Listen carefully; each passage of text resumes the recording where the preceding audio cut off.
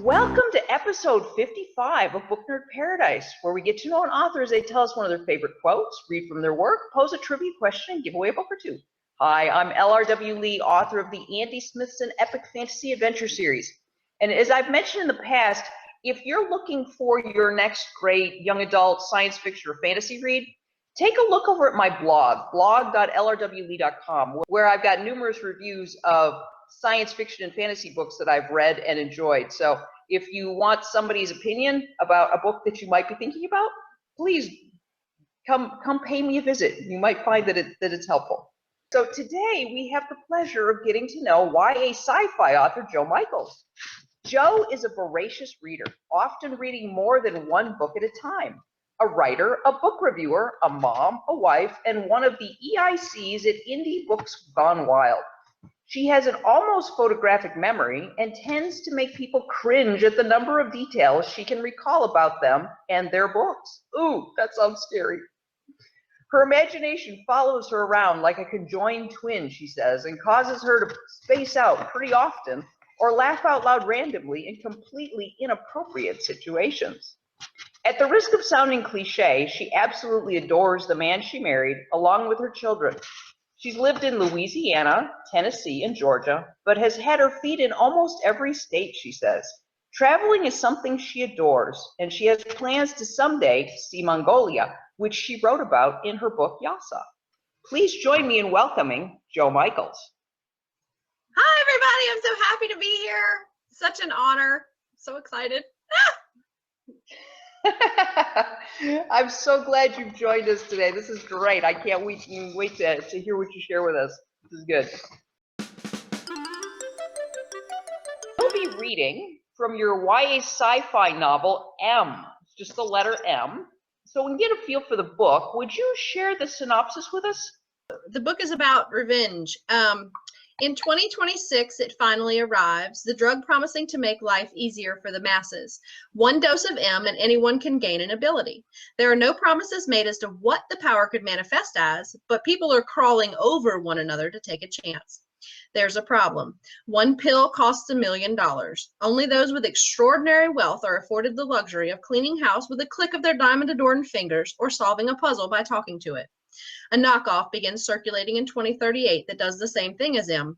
Hundreds of thousands of people have mutated for a mere $100.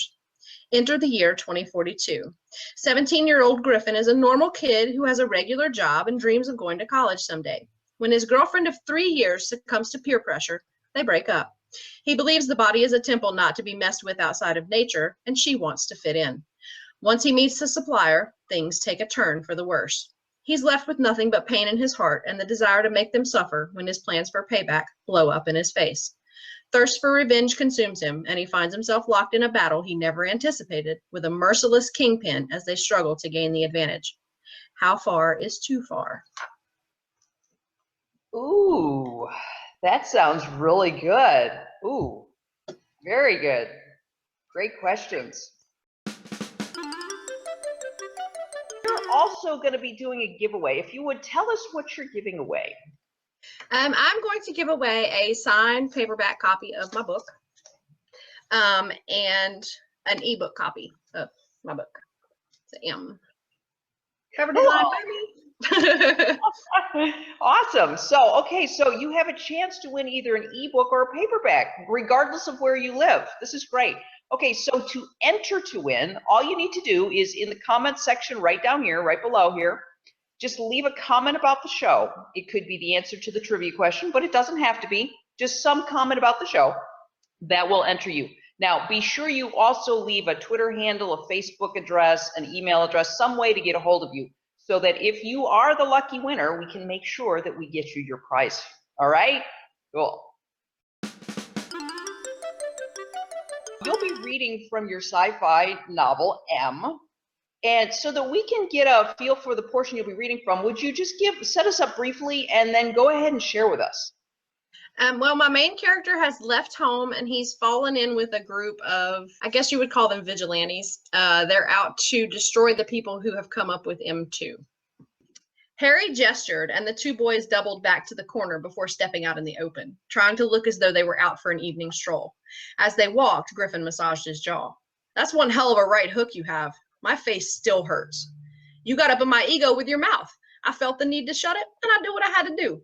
That's something you need to learn. Don't care. If you do, they'll win. I know, I keep picturing my little... He took a deep breath. Joey stuck his hands in his pockets and bobbed his head up and down. Yeah, I get it. That's what you have to hold on to. That's what'll help you do the hard things, the things you've been told to go to hell for, the things your mother would smack your face for thinking. At the same time, those are the things that have to be done. The scent of bubblegum filled Griffin's nose and he curled his lip. Keep it down. There's a phaedron nearby. How do you know that? They smell like gum. He shrugged. Joey sniffed the air. I never noticed before.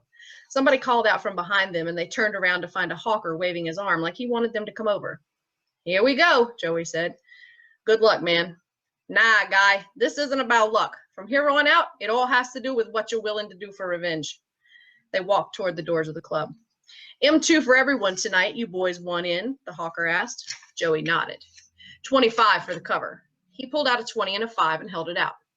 Each. Joey nudged Griffin, and he extracted the same, anger boiling that he was handing money to the people he despised most in the world. But he smiled and acted as cool as he could. They got their tickets and said thanks. Give your tickets to the girl at the bar or any of the people with armbands like this. The hawker held up his wrist to show them a black band with M2 printed on it in white and gold. Got it. Thanks again. Joey nodded once and dragged Griffin through the doors. Once they were inside, the music was too loud for any kind of communication to be effective, so they resorted to hand motions. Griffin mimed heading to the back. Joey nodded and pointed at himself, then at the bar. They split up. Once close to the exit near the rear of the building, Griffin panned his eyes over the crowd to find the members of his group. Somehow, the old guys were blending right in, and he had to look hard to spot one of them.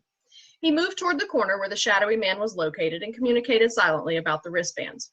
Never taking his eyes off his surroundings, he nodded. Griffin shivered, wondering how many times he'd been watched by someone like Earring Guy without knowing. Joey was flirting with the bartender, Snake and Tat were loitering near the bathrooms where one of the pushers was standing, and the other men had all moved behind or close to someone who was noted as wearing a marker. A girl around Griffin's age was his target, and he made small talk with her as well as he could over the music while he waited for the signal. Their plan was to disable the pushers, steal the M2, blow up the storeroom, and get out before anyone realized what was happening. Harry was on explosives. Griffin smiled at the brunette and asked her what her manifestation was. She tucked a piece of hair behind her ear and blushed. Tremors?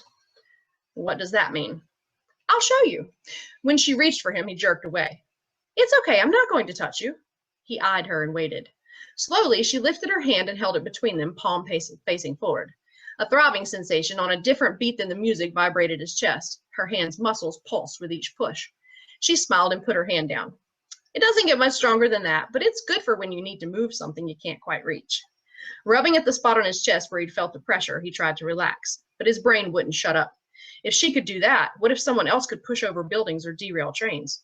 People would have to be careful not to accidentally hurt someone else, and if they ever got pissed off, it could be catastrophic.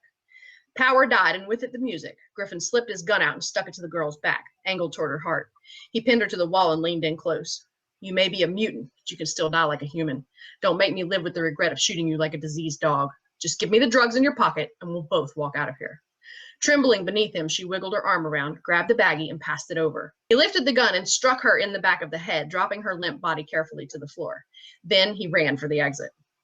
Joey and Tat were the first two out. Both were grinning like loons. Griffin was breathing hard.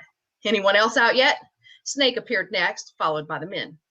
Run! Harry dashed through the door and sprinted down the street. Once they were about 200 yards away, he lifted his arm in the air. Bricks zinged past as the building's back room exploded, and the group dropped to their bellies with their arms over their heads. Once the projectiles stopped, they got up and fled the scene. The buzzing of arrow gliders filled the air, and Griffin's heart jumped to his mouth. It seemed like a moment later when they shot ensconced inside. Joey was hopping from foot to foot, bobbing his head. We did it! Griffin felt sick. Did anyone die in that explosion? Unless they were in the storeroom, no. I rigged it to blow out, not in. While they may have fallen down and gotten hurt that way, there should have been no casualties, Harry answered. How would you even know how to do that? Earring Guy and the other leather-clad men smiled like they were sharing an inside joke. What? Griffin asked. What am I missing here? We're special forces, kid. Retired, but once an SF, always an SF. Right, boys? Harry crooked the corner of his mouth up. We know what we're doing. All the other men were nodding, and a round of hooah sounded. Well, that explains a lot, Griffin said. Okay, special forces guys, what's next? Harry leered. Here's what we were thinking. Our guest author last week, YA fantasy author Kelly Martin, posed a trivia question for us. So the trivia question was, on the TV show Supernatural, what are the brothers' names? And the answer is Sam and Dean Winchester. Have you ever heard the expression awesome possum? Are you looking for great reads for your kids or grandkids? Award-winning author M.K. Mathias has recently published the first 3 books in the Awesome Possum series for early readers. And the expression awesome possum is apropos because these books have an engaging rhyming tale with full color illustrations that are sure to keep kids riveted and begging for more. Awesome Possum by M.K. Mathias. Get one or all of them at Amazon today.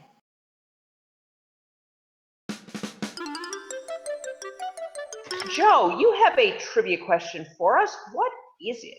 Okay, my trivia question is from Pride and Prejudice, which is a book I reread every year.